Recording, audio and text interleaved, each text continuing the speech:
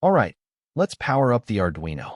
On the left, you can see the board in action, and on the right, with the tracking data table. The Arduino connects over Wi-Fi and communicates directly with EAM, no cables, no middle layer.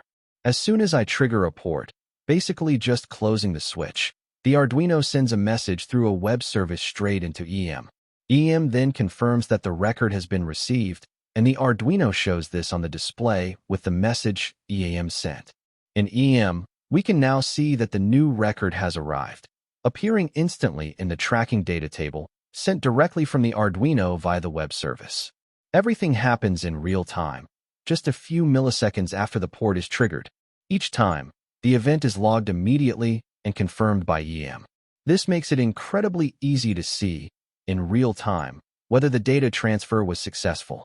This is just the beginning, a small demo to show that the connection works. It's the foundation for something much bigger, machine learning. From here, the data coming from the Arduino can be analyzed, used for predictions, and eventually drive smarter decisions inside EAM. Here's the Arduino log screen. You can see exactly how the data is sent to EAM and how the response comes back in real time.